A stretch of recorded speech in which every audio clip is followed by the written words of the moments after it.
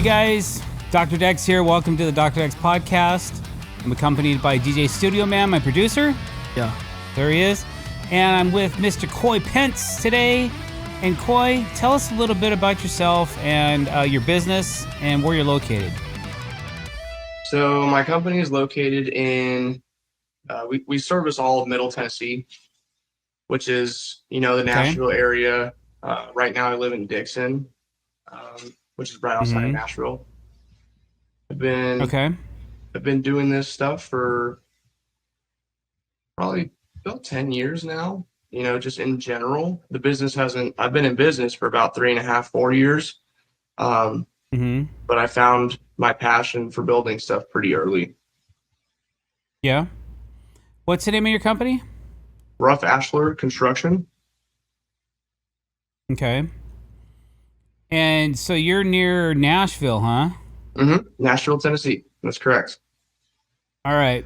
I've been there once. It's really loud in that city, man. Yeah. Yeah, it's definitely got a nightlife, that's for sure. Man, it does. It has a nightlife. We were there for an event like Deck Expo or something like that, and everybody's like, "Oh yeah, we're having this get together over here," and we'd go over there, and I swear, all I was doing was what, huh? Yeah, the entire time. Because I couldn't hear. Yeah. I couldn't hear anything. Yeah, because the bands play so loud in these bars, man. It's like maybe it's not meant for me, or maybe I just wasn't used to it. I mean, power tools. I can communicate over power tools, but I had a hard time communicating over all the music, which was great. It was cool. It just was difficult to hold the conversation. Yeah, it's a different, I guess, vibe, if you would. Nashville in general. Especially if you compare it to something like East Tennessee, like the Smoky Mountains. It's completely different. Yeah. Okay. I think John Denver used to sing about the Smoky Mountains, huh? Yeah. Cool. So please forgive us, listeners and watchers of the podcast. Coy, he's been a little bit under the weather today. So just hang in there with us, and we're going to knock this one out. So have you always been a native of Tennessee? No, I actually grew up in Arizona. And I traveled quite a bit. Yeah, I grew up in Arizona. Okay, I've lived what part of Arizona did you grow up? Phoenix, Arizona. How old were you when you moved away from Phoenix? 17 or 18. Well, yeah, I moved out here actually when I was like 16, and then we moved back to Arizona, and from like age 18 to like 22 roughly, I did a lot of traveling. Okay. You did? And ended up in Minnesota. Whoa. Yeah, you're getting around the country, huh? Yeah, a little bit. All right. So what was your junior high and high school like in Arizona? I assume that sports would be a little bit differently played there. Like, did you guys do football like in summertime? Like I remember doing tryouts for football. Yeah, there was still like all hotter kinds of than sports. There was nothing like really different. You just got accustomed to the heat. Yeah, pretty much. Wow. Stay hydrated. So what was so like your junior high and high school years, were you into academics or sports or both or what? Yeah, I was a troublemaker. Yeah? I was a troublemaker in high school, man. I didn't probably neither in high school. Okay. All right. So what kind of trouble did you like to get into? Oh, man. If it got me kicked out of school, I'd do it, Didn't have to go back. That was kind of the fine line. I did graduate. That was your goal? Yeah, I did graduate. Did you? Yeah. Surprisingly. Wow. The principal was probably really like pushing for you to graduate so you didn't get held back again for another year, causing more problems. Yep. And it's funny because Oh, well, good for you, man. my cousins went to some of the same schools before me, Mm-hmm. so I was automatically a target by some of the teachers and uh, people there Really? because of my cousins. Mm. Were they troublemakers as well? Worse than I was, yeah, I would say. Oh, no kidding. Oh, funny. So you get through school by the skin of your teeth. Sounds like. Hmm. What after high school? What did you do after that? I just immediately started traveling. And got in a van Yeah. with a couple of friends and just started seeing the country. I just really Okay. needed to So get out of Arizona at that time. okay. Okay. So tell us about that. Like you're 18 years old. You say I just want to get out of Arizona, and then so where do you go? Like what do you guys decide to do? And how are you paying for gasoline and food and things like that?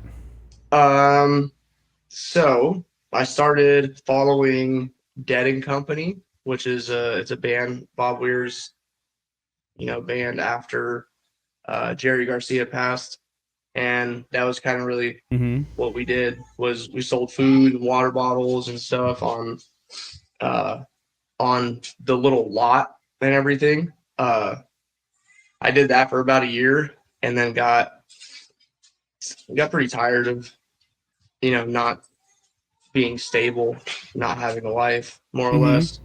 So a buddy of mine actually offered to let me move in with him in Kentucky, in Louisville, Kentucky, and I ran managed kitchens for a while there, but that was when I decided that I was going to learn how to build. And actually, my first job was actually building decks.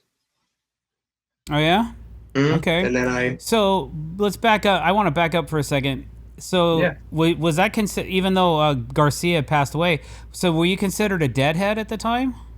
I would say so. Yeah, Yeah. So you're so you're a deadhead, just going wherever the Grateful Dead went. Man, that's our next destination. Like yeah, yeah. we're heading For to about for such about and a year such or and so so. and so. Hmm.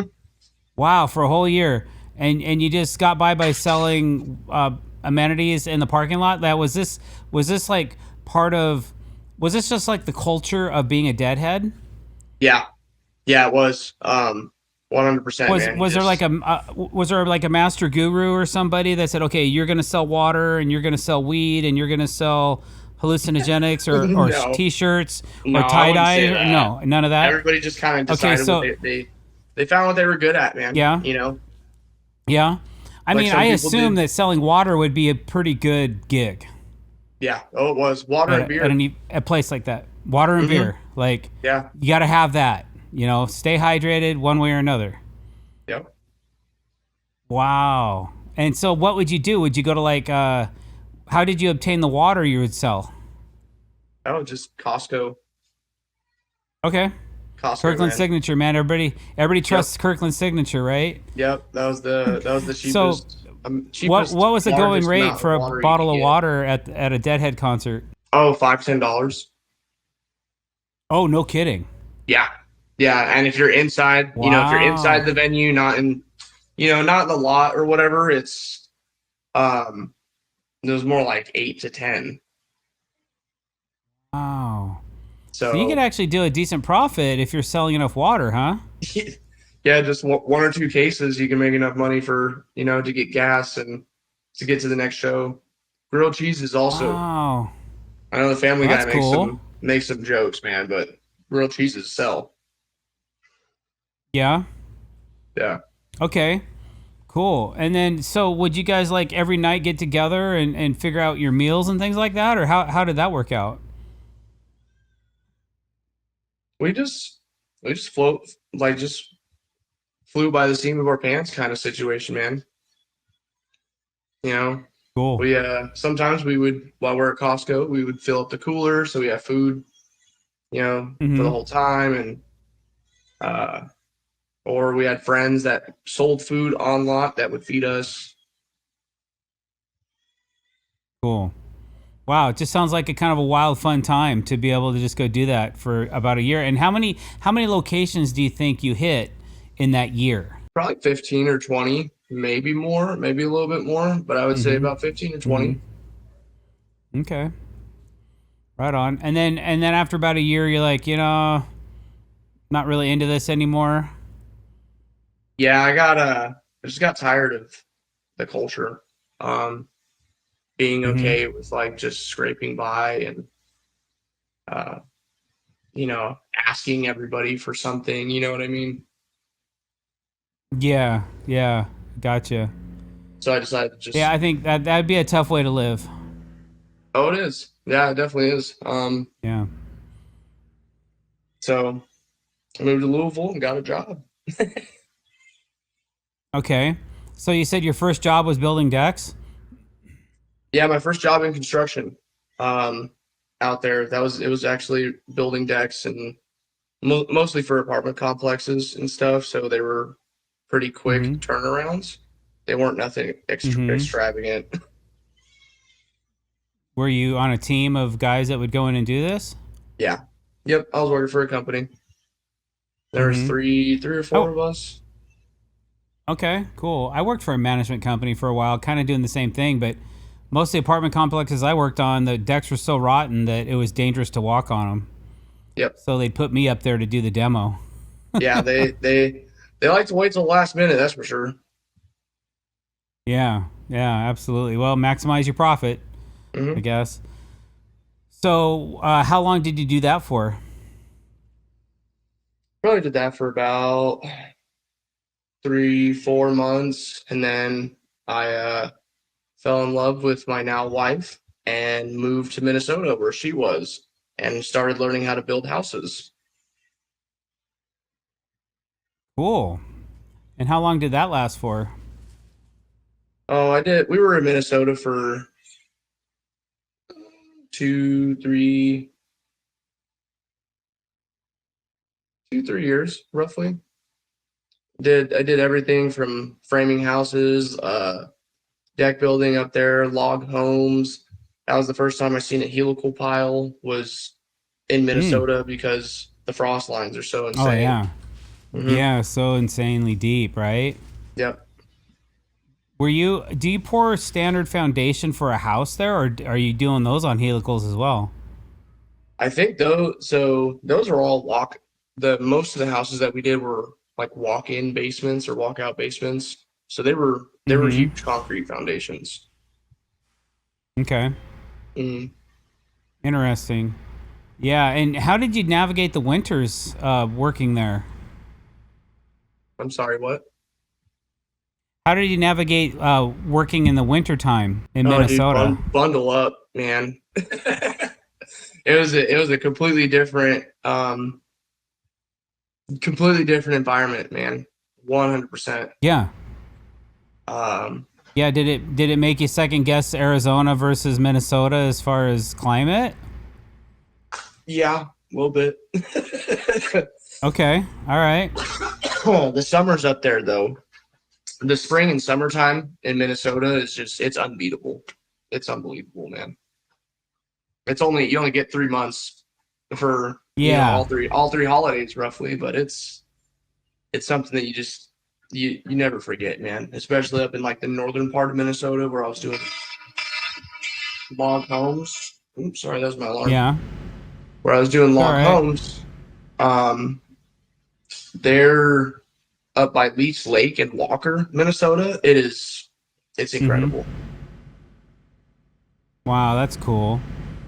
So a lot I know there's a lot of waterfront lakefront there Mm, similar to what we have here. And a lot of those pristine decks are going to be right on the lake or on some really nice home, you know. And so you have the Great Lakes. So there's a lot of lakes in Minnesota, is there not? oh yeah, tons. Mostly not in Yeah. like the Minneapolis area, which is where I spent a majority of my time, was Minneapolis and Twin Mhm. Cities. You still have Mhm. some pretty nice riverfront and waterfront property up there, just not as much as you go a little bit further north. Mhm. Gotcha.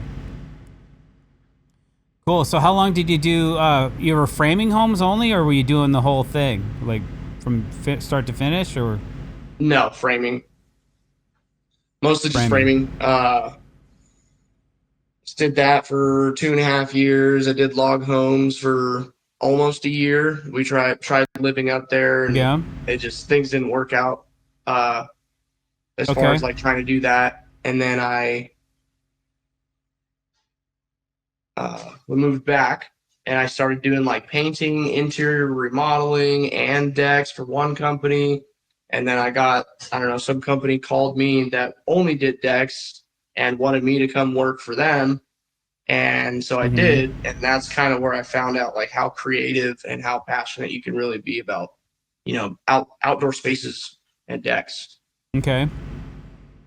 All right. And how long ago was that? 2019, Okay. 2019, And how 2018, old are you roughly. now? I am 28. I'll be 28 this year. Okay. Okay. So you're probably in your early 20s when you were working for that company, correct? Yeah. Oh, yeah. Okay. Okay. All right. So how long did you work for that company that was doing only decks for? Until we moved down here. I was there quite a Okay. while until we moved down here, which was 2022, I think. These last years In have just been 2020, just 2022? yeah. Okay. And what made you decide to move to where you are now? Well, I grew up here a little bit in Tennessee. Mm-hmm. I Mm-hmm. grew up here a little bit, and I went to high school out here for like a year when we moved out here the first time, and I just fell in love with it. Um, the land, uh, the environment too. It's just awesome.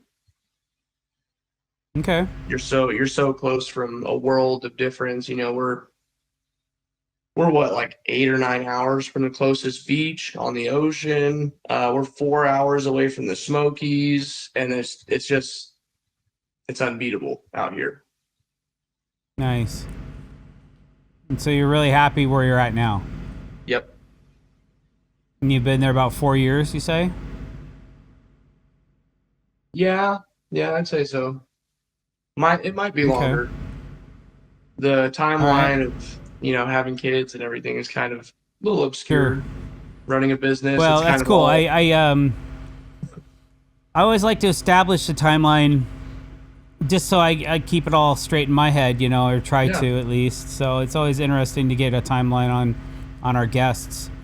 So you worked for this debt company until you guys moved, and again, navigating the winters, I bet you was just a challenge in Minnesota. I have some friends that own debt companies up there, and it's a different kind of bite that you have to be able to do that. You might be Mhm. shoveling snow for an hour just to get to work, be able to get to Yeah. work on a backyard project or something like that. So I couldn't even imagine, like, you're just sweating bullets by the time you're ready to start laying a deck board or frame up a joist or something like that. Yep. Yeah, and Crazy. all the drool and stuff from it being so cold is going down all your facial hair and Oh. freezing to your facial hair. Uh-huh. It was rough. I Wow. definitely I definitely learned a different type of work ethic in Minnesota. Oh, I bet you did. Tell me about, like, what did you do to keep your fingers and your toes from freezing? You just gotta keep moving. Yeah. Just gotta keep moving. They have a couple of the companies I worked with up there, they had OSHA and stuff like that. So they had like a cutoff temperature of -10 Oh. real temperature. Okay. So if it was -15 as the wind chill and the fuel, but it was only -8 as the real temperature, you still worked. We always set up like little heaters, Wow.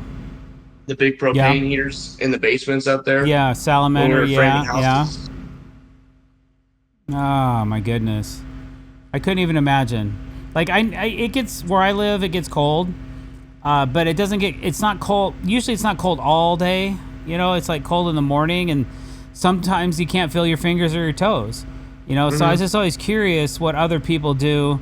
We have like heat guns and other ways to warm up your hands, because that's the worst. Like trying to work and you can't feel your fingers, or they're like pin pricks, on them and stuff like that. It was awesome when when it's that cold and you go to swing your hammer and you hit your finger. Awesome. Oh, it's the worst. Oh my goodness. It's just so much pain. So much pain.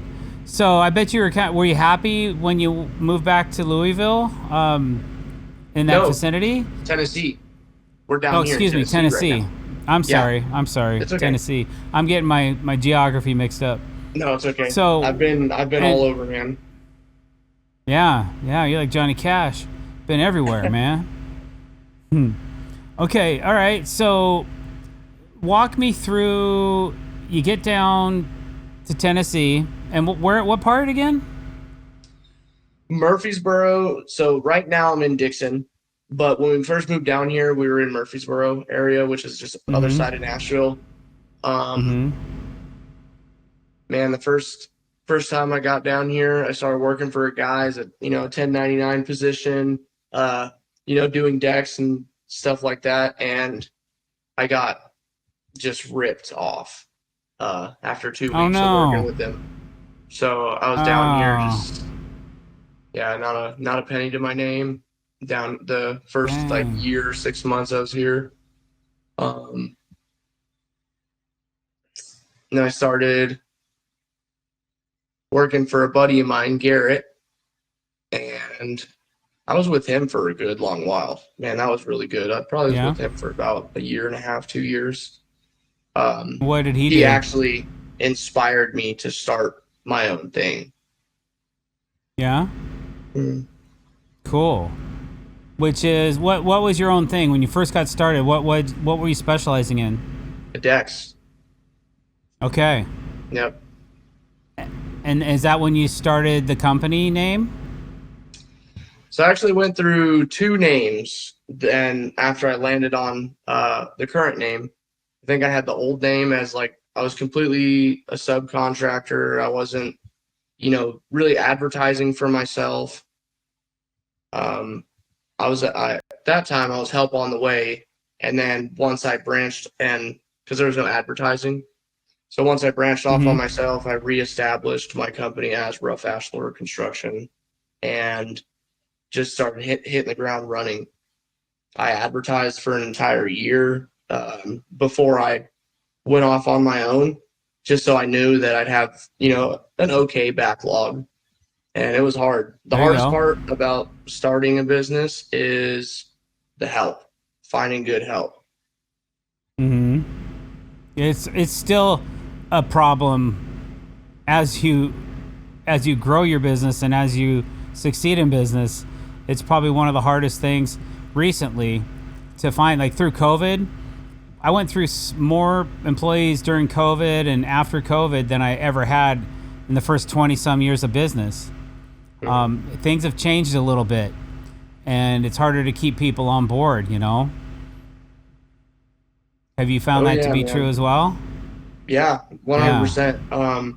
Especially as a small company, you can go work for one of these really big companies in Nashville that they're mostly commercial, right? And you'll make a good, starting out $28 an hour, especially if you go to the union or something down here. So that's also another hard thing is being a small company. The retention of employees is hard to keep because it doesn't, when you're trying to teach somebody, it doesn't make sense to pay them $30 an hour, at all. Yeah, I get it. Our rates are high around here. So, just to start somebody, if you get somebody for $25 an hour, you're lucky to start. Yeah, I've learned that's about the starting base for a decent for some decent help. Somebody just does what they're supposed to do. That's all you can really ask show up for. on time and be coherent. Stay safe. Oh yeah. Keep your L&I bills down. I've had a lot of issues with so when I first started this business, my partner Lucas, he was in NA, which is Narcotics Anonymous, and Mm-hmm. about 3 or 4 months into us starting our business around Christmas time, he actually relapsed and overdosed and passed away about a week Oh, before Christmas. dang. Oh, no. Yeah, That's too bad, man. I'm sorry to hear that. That's just, I mean, what do you do? Like, wow. Just done. It just changes it's everything, doesn't it? it did 100%. Um, we worked really well together. We were like brothers, and we were just going at it, man. And so nothing you can do except like just understand people. That showed me as a business owner that you'll never understand what somebody else is going through. So it's important to be patient with people too. Yeah. Yeah. Roger that. Wow. I'm sorry to hear that. So the name of your company is Rough Ashlar? Yeah, Rough Ashlar Construction. Okay. Explain that. It's actually it's a Masonic symbol. It is a piece of stone that has yet to been Mm-hmm. carved into perfection. Okay. All right. That makes So sense. so it really emanates just consistent progress and Work in progress. yes, always striving to be Okay. like the best you can be. Do a lot of people understand that when they call you, or is that something you like nourish along in a storyline with clients and things like that, or does that ever come up in topic? No, hardly ever. Hardly ever. Hardly ever. Mhm. Okay. Interesting. But it's a unique name. Yeah, I would say so. Yeah. Yeah. Very unique. Kind of cool. Like, I was like, what does that mean? Is that a nickname of yours, or? But it's actually it's from an older time. Yep. But excuse my ignorance, but I haven't kept up with the all the stonework. I mean, dude, when you go back decades or centuries, you go back centuries, right? Mhm. And a lot of the people in the United States obviously migrated from Europe, and that's all they built out of over there was stone. Like Yep. Yeah. your grandchildren's grandchildren were already destined to be stonemasons. You better have some forearms, boy, because you're going to be holding up these stones and building bricks. And Yep. there was no, there was just generation upon generation upon generation. And I didn't, I never realized that's something they don't teach you in high school or junior high, or I certainly never learned any of that stuff. I've learned more about it from Oak Island than anything else that I've ever seen or witnessed, or the internet or anything. These Freemasons and stonemasons and the Knights Templar and all this other stuff that's going on. I'm like, this is kind of a boring part of the show. Just dig for gold and find some, golly darn it. Like, please. I just want to see him find some treasure. But it's it's kind of interesting when you think about it, because, maybe I think that craft in the United States is more rare. But like, we've been over to Europe, and I've seen people, and we know this one girl that she's called the Ginger Mason, and she carves stone to replace. I mean, she works on like 300, 400-year-old cathedrals, and Oh yeah. carving out this one part that's gone deteriorated, and she's making a new one. And it's just like, man, that is insane. They just want to replicate and replace exactly what it was. Just make us this piece and put it back in the wall, and then go do this next one that's failing. And they've lasted hundreds or even thousands of years. It's Yep. kind of crazy, right? Yeah, there's still, Okay, I mean, there's enough of still my people rant. here that practice like, legitimate masonry. Like I have a buddy in Minnesota. Um, his stonework is incredible. He gets he was working on some of the oldest bell towers in Minneapolis at one point in time, repairing their stone and stuff. Mm-hmm. That's crazy. something that I think the craft, if they don't pass it on, it's going to be a problem for the future.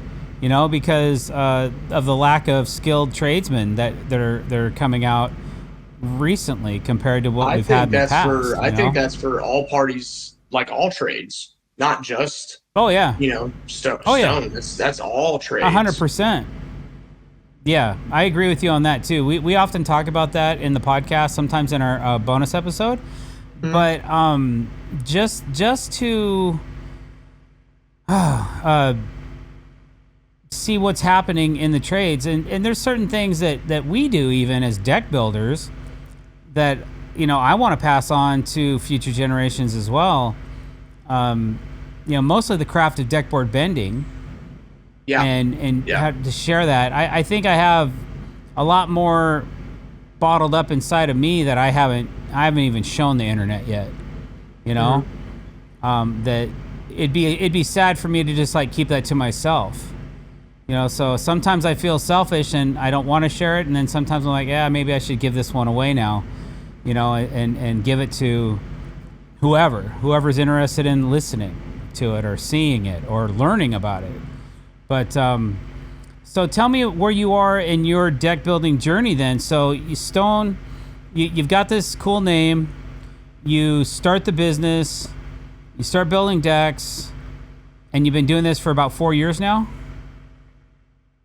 Yeah, close to, yeah. 3.5, 4 years roughly. So you said you advertised really heavily the first year to get a backlog. So what did you do primarily to do that, to be able to get that backlog?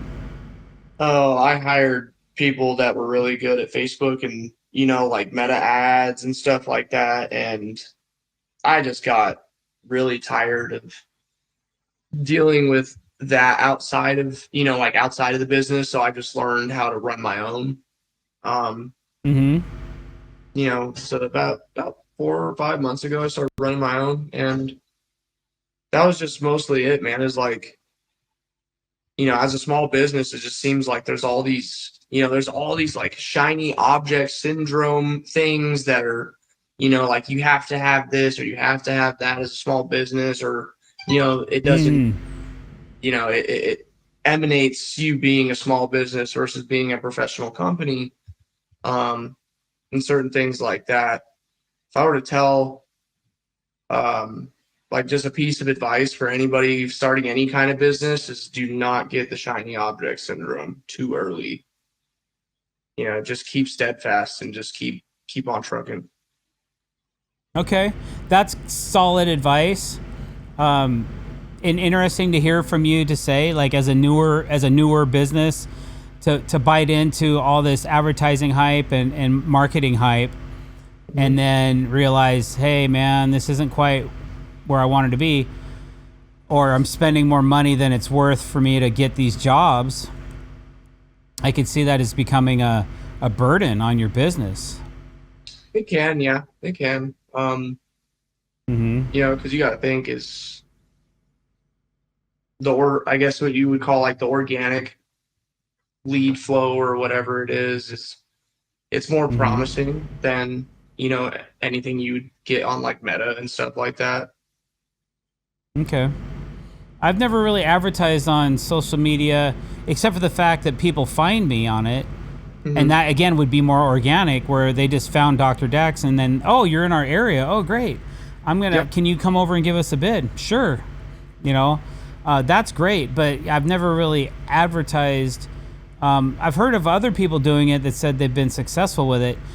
But I've also had people tell me, well, our market spend is $1 million a year for our company. I'm like, man, that's insane. I don't even do $1 million in decks a year, and you guys are spending $1 million to get the business? Like, yeah, that's a lot. Whoa, yeah, that's a lot. That's a lot of spending to get your name out there.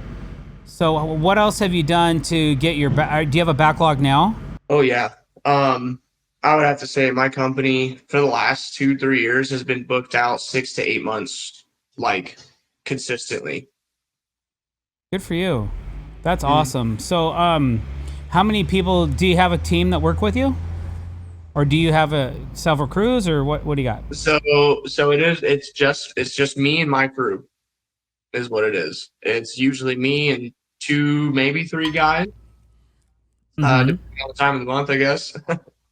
Oh, yeah. But Well.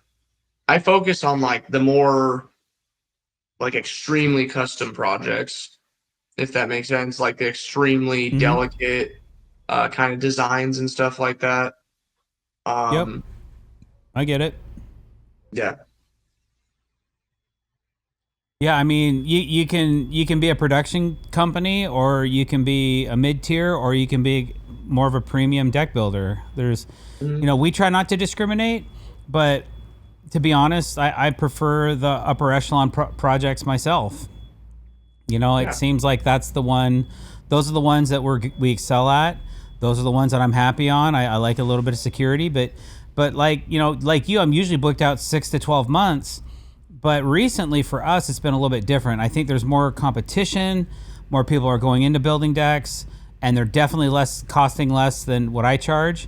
So mhm, in the springtime, we get a lot of clients that will forego our brand or our company because of the price.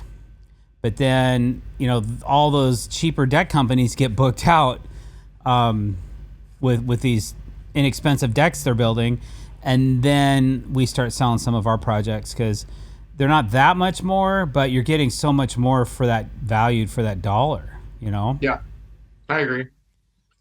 and Yeah, I think I when mean, people see that. I definitely Go would ahead. say that, I don't like to discriminate as far as project goes, but I have seen that my company, like when it really comes into it, the steel framing is where we're extremely competitive because I have a lot of experience in the Mm-hmm. Fortress products. Um, and just like projects with crazy inlays or majority of them over like 600 or 700 square foot is where my Mm-hmm. company really comes in the Nashville area.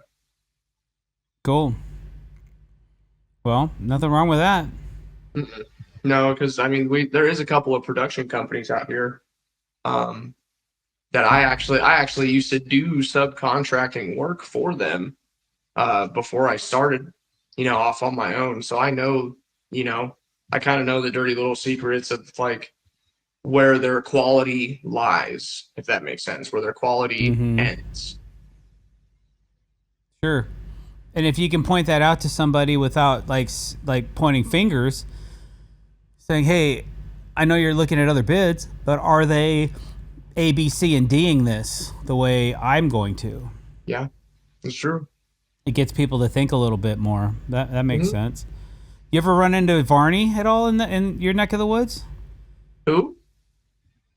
Jason Varney, Dock and Deck, or Deck and Dock? Uh-uh. No, I Is he haven't. Nashville? No. I Okay. don't think so. All right. Cool. Well, shout out to him. All right. So, what's your current vibe as far as what do you like to sell right now? Is there a particular type of deck you're building, or that you'd like to build? Type of products you As far use, as or like things like that? materials or Yeah. man, Everlast. I love the Everlast product, but we have kind of a Mm-hmm. distribution issue down here as far as that product goes. Mm-hmm. Um, TimberTech and Decorators have been the Mm-hmm. two biggest ones, especially with once Everlast becomes uh more of a readily available product down here, I'll probably be more inclined to sell it. But we've had Mm-hmm. some distribution issues with that material, so I would say That's too Decorators bad. has Yeah. definitely been Allocation. Yeah. yeah, yeah. I would say Decorators has been super like a super good product to work with.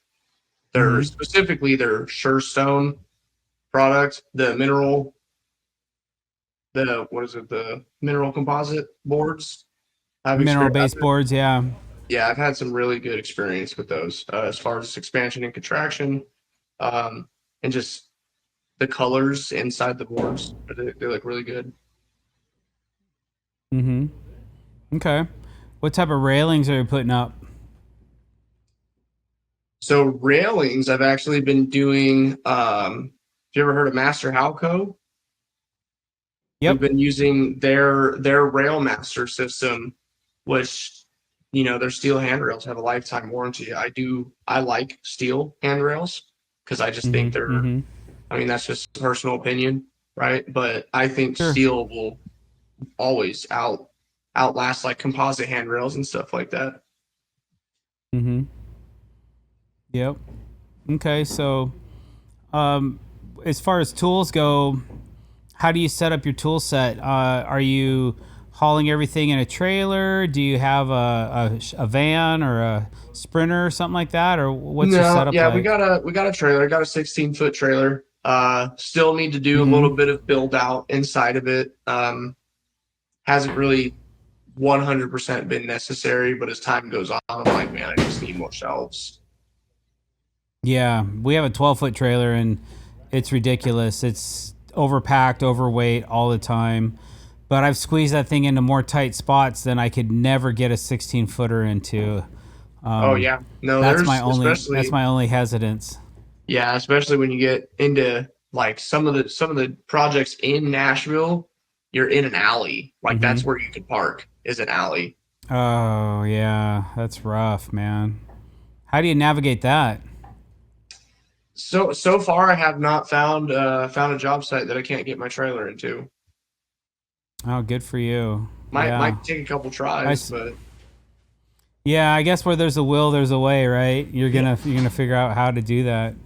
I've always often said, man, I wish I had another 4 feet, just so I could walk in here instead of trying to move boxes to get to something. But um, I've just decided that we're just gonna stick with what we got for now, not worry yeah. about it. We'll just have to move the boxes. Well, if it Move the works, maybe it's not boxes. broken. Well, yeah, it's a little bit of a hassle, but it's not terrible. Yeah. So, is there a certain brand of tools that you like to use, or are you kind of all over the board with that?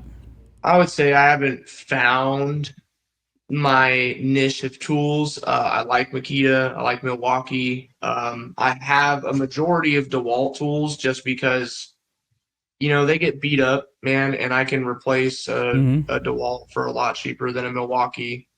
Um, Mm-hmm. and that's just personal And you still experience, have a tool. battery platform for it, yeah. Yeah, exactly. Yeah.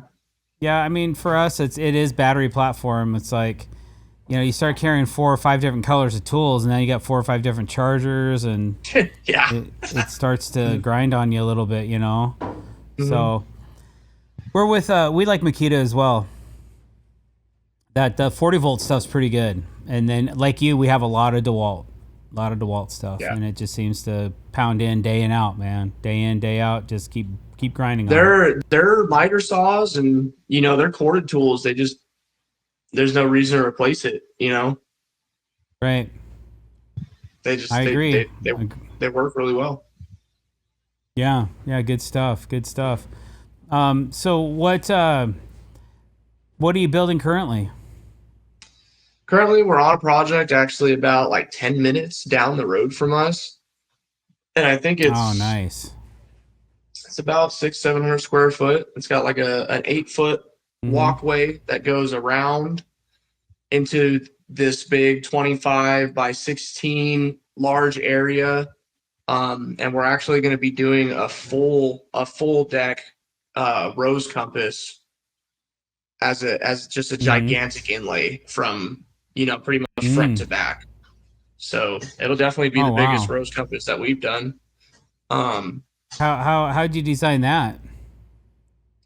a lot of back and forth with the homeowner.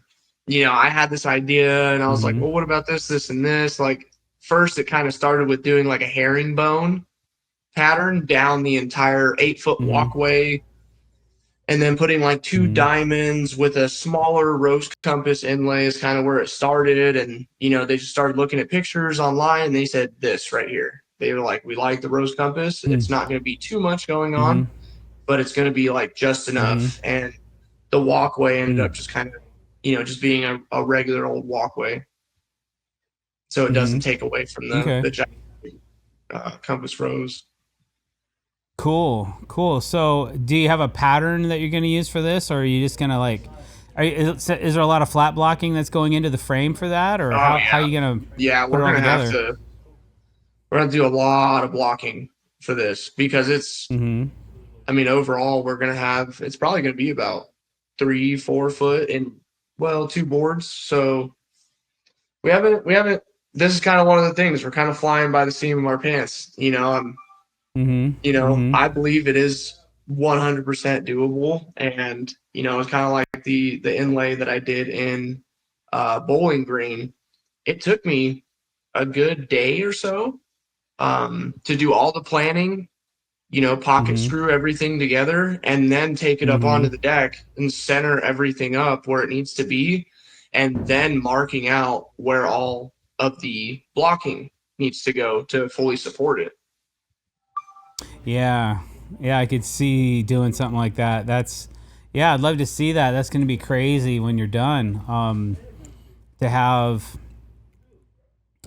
how big is the circle that of this compass rose is going to be? Well, we'll probably end up doing, I mean, it's going to be 16 foot long. So we'll probably Mm-hmm. go somewhere half that, maybe 8 foot Mm-hmm. in like total width Eight left foot to right. radius. Mm-hmm. Yeah. Mm-hmm. We're not doing a circle or anything. We're just Okay. doing just the compass, like just the with the The points. points. Yeah. Yeah. Yeah. Mm-hmm. I've tried, All right. What you know, are you doing? Different colors or? yes. Yep. This one's decorators. It's going to be the dark slate and their new summit board, which I'm pretty excited to see what Mm-hmm. it looks like once it's, down on the ground. We've been at this job Wow, that sounds for cool. we've been there for since Monday, and we're done framing for the most part. We just got our deck boards in there this morning from Master Halco, and then we'll start Mm-hmm. mocking up and doing the rose compass Mm-hmm. and setting it up there to see where it needs to go. Cool. Cool. So I'm just trying to visualize it, but I guess it's going to be hard until you see it. Like you've got it in your head what needs to happen, but we're just kind of Oh like, yeah, yeah. I wonder Well, how that's going to look. I'm thinking if we're doing 16 foot, I'll cut Uh huh. two boards at 8 foot, Mm-hmm. and then cut the Mm-hmm. other side opposite. Switch colors. Mm-hmm. Um, Are you track sawing all that in or? yeah, yeah. Okay. I will say that is one thing that Milwaukee does have a really good tool is their track saw. Okay. That's good to know. Yeah, we use a DeWalt one again because the battery platform is so popular, and we've invested in a bunch of 12 amp hour batteries and 5 amp hour batteries and power Oh yeah. stacks and all this other stuff. And you might have $10,000 in tools, but then you got another 10 to 15 in Oh, batteries. I know. The batteries are just as expensive as the tools are. Yeah, just one Especially. battery is more expensive than the tool. Yeah. I will say that's one thing that I do like about my Milwaukee set of stuff is all of their batteries are interchangeable for every tool. And for DeWalt, Mm-hmm. if you got the flexible tool, it has to be the flexible battery. That's my I only. That's my know. only And thing. you know Right? what's funny? Yeah, man, I got you. I keep getting caught up on that a little bit. I went to go put a power stack onto a grinder today, and it was a Mhm. flex volt grinder. Would not mate up, and I was like, this again, every single time. But then I have these older tools that just take whatever. I can just throw whatever battery on I want. Oh, yeah. But then Mhm. there's some tools that don't let you do that. You gotta like pick and choose, man. So that is a little bit frustrating as a professional when you want to just hook up a battery and go. But nope, gotta stop, take a minute, find the other one. Okay, now I can go do my task. But There's certain tools, man. Like I've tried the cordless miter saws. They don't have mm-hmm. enough power, in my opinion. Yeah, They can't cut man, pressure we treated have lumber we very well. We have the 12-inch flex volt saw, and I gotta say that thing seems to be a workhorse. We can run a 12 amp hour battery on that thing all day, and it Mhm. runs. But I don't have any other brand to compare it to. So we just put in the 8-inch Makita compound slide miter saw, but we don't use it as much because it won't cut through 3.5 inches. You know, so for 4x Hmm. materials, you got to use a 12-inch saw. At Oh, least I we got you. did. Hmm. Yeah, I've tried the Makita cordless. Those ones are pretty good. Especially for I've Yeah. seen you do you've worked on some of the aluminum kind of pergola things. For some Hmm. reason, the Makita saw is really good on the aluminum stuff. Yeah. Yeah. I want to get their 12-inch and try it sometime, but you know, money. Yeah, it's true. It's true. When Yep. you don't need three of every tool. That's what I was back to that No. shiny object syndrome, man. I Yeah. I don't know if you've seen Makita's 12-inch or 16-inch circular saw, but I used I've it at been the World of Concrete. Yeah. yeah, dude, I've been putting off buying it for pretty much 3 years, and I finally just took the punch and spent Yeah. the $1,200 on a saw, on a circular saw. Oof. But Mhm. the amount of time that saw saves you for cutting your six by And sixes or six, accuracy. Yeah, oh and yeah, six by accuracy. eights, Yeah. dude, done. Yeah. Interesting. Yeah, so you see the value in it for doing the single cut stuff. Oh yeah, definitely. Just one swipe, you're through it. You're not double cutting anything. Your end cuts always look clean. Mm-hmm. So I think there's value in that as well. Oh Absolutely. yeah. So if you find a way to use it and you're using it a bunch, then it's definitely worth having. I Yeah, considered it, but I've got so many other saws right now. It's like we got the 10-inch version of that, mhm. but you're doubling down. You're flipping things over. And when you're cutting big beams, you're not having to spin the beam over. You just cut through it. Boom, you're done. Yeah. Like 6x12s and whatnot. Yeah, Mm-hmm. that's pretty awesome. Cool, man. What's your favorite tool? I know it's really weird. Probably the router. It's always the most fun one to use. Yeah, which one? How is it, a big one or a small one? Well, I just recently got the DeWalt plunge router, the cordless Mm-hmm. one. I haven't used it Yep. yet, but I'm excited to on this Oh job. yeah. Mm. All right. I was using mine today. We were cutting some V groove notches for folded corners or some folded edges and whatnot with it. Yeah, Yeah. but it's kind of cool what you can do with some of these products, nowadays. Yeah, I was seeing. I'd like to get some of those heat blankets and try it with the decorators boards. I've been Mm. told because it's a mineral based composite that it cools down way too fast, and it's just it. So I'm It's still gonna try it. really hard to bend. Well, Yeah. you're looking at 300 degrees probably, which is you're by that time you're mitigating the capstock a little bit when you try to bend a mineral-based composite board at 275 to 300 degrees.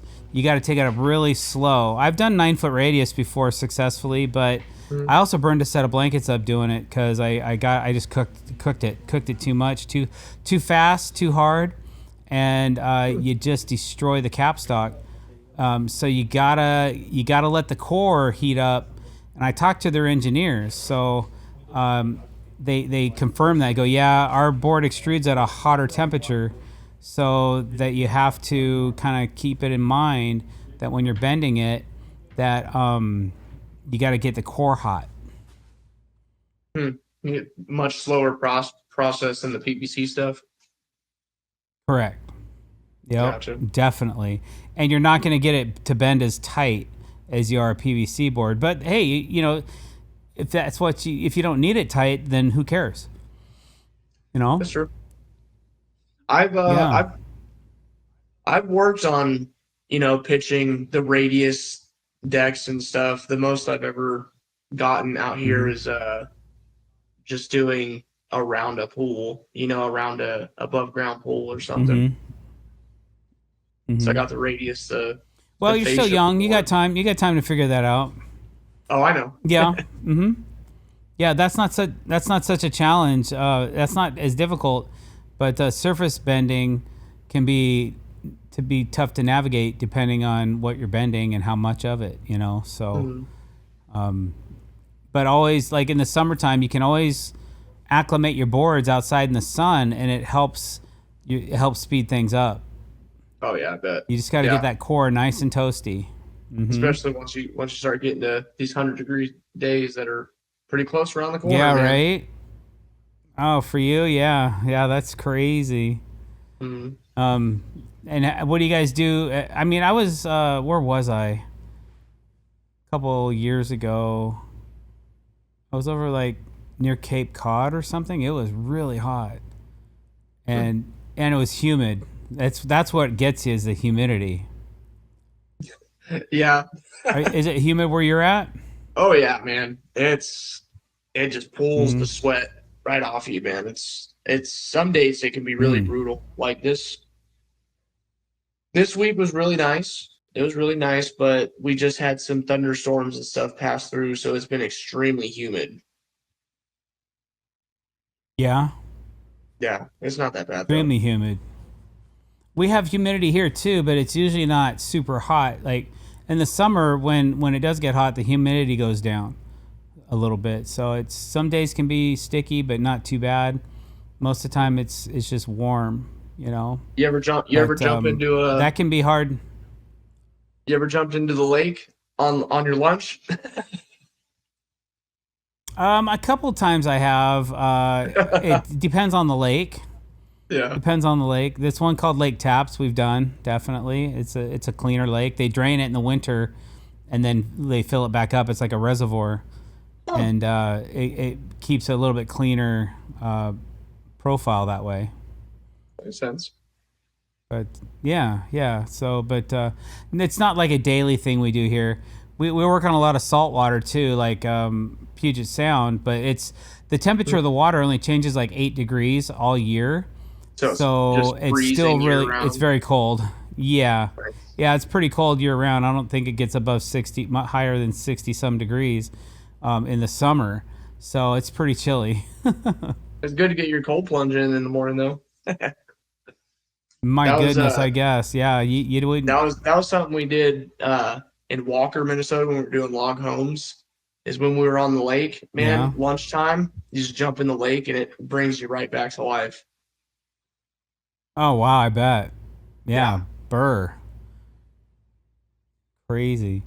So, what was it like building log homes? Like, was there always a set of blueprints, or how did you guys go about doing that? You more or less have something called a cut sheet, is what it's called, or a log stack, and it pretty much just shows you the logs on the front, on the whatever side walls there are, and they'll actually number them, because a lot of the log homes that we were doing were kits. So all the logs actually came numbered. So it's like 1A, 1B, 1C, and 1D would be, the back wall or whatever. Up there, so I did log homes. I did a log home down here, and how they do it down here is a lot different than how they did it in Minnesota. So in Minnesota, we would stack the logs. We would use 12-inch like railroad spikes and hit them in with a sledgehammer. And down here, you use 16-inch. They're called log hogs. They're just really big lags. Coy, thanks for being on the Dr. Dex podcast. Thanks for letting us get to know you a little bit better. And how do we get a hold of you, or if we want to follow along, how do we do that?